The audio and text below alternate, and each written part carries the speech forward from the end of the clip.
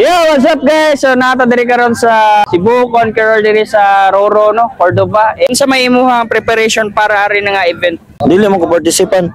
Ingon di ko mudagan ka nga namimtik siya. Uy, ako may interview di man ikaw. Ay, I love you. Namimtik siya boobs kanina. First time na mo-apil og endurance. O guwapo. Atulog jud ko tibok adlaw niya. Wala lang sa Jackal.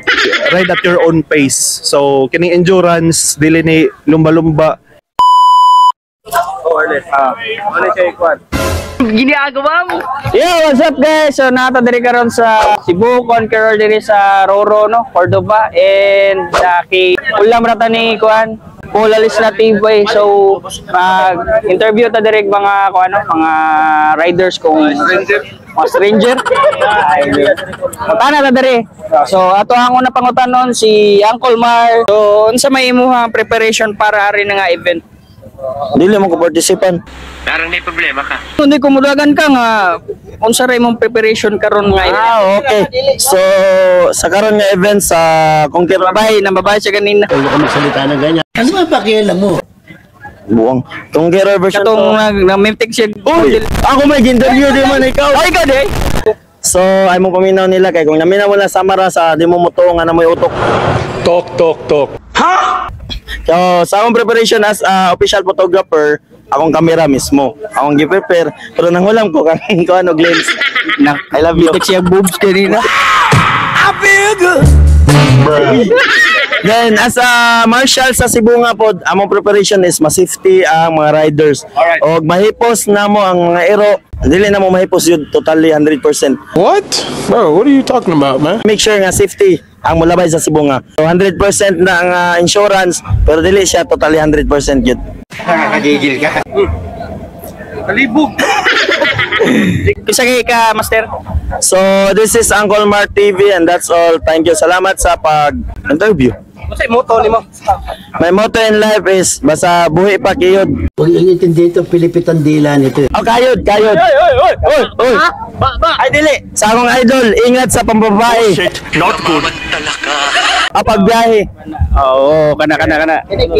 So karon narita sa first time na mo ride. First time na mo apil og endurance. O guwapo sa kish.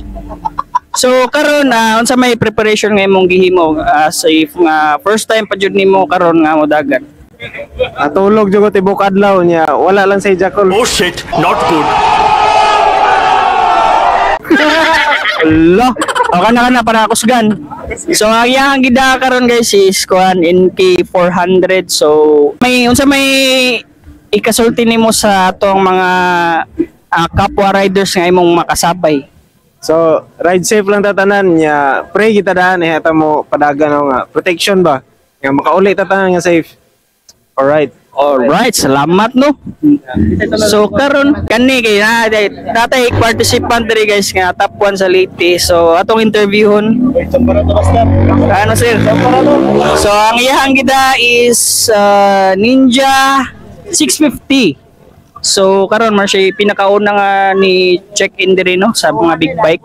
So karon master, nakoy pangutana ka ng as kuan kapila na yung endurance.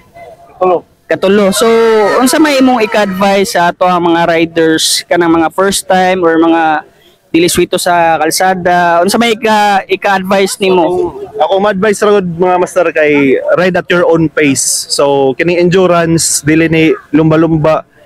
Naara na nimo mapakusog ka, syempre normal raman na kay part naman sa atong pag-ride na adrenaline. Pero ang tinudya finish line na jud sa atong balay. Mora gid. Right, salamat master. Unsay pangalan mo master? Vince, nadigay bago nga page Maldito Rider basin ganahan mo help and support. Ato say follow. Matic follow. So Maldito Rider. Thank you master. Oh, na yung mga sticker diri oh.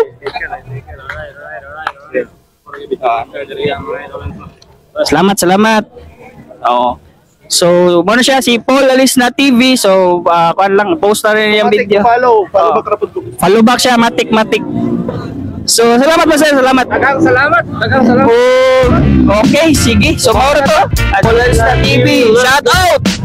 Yeah.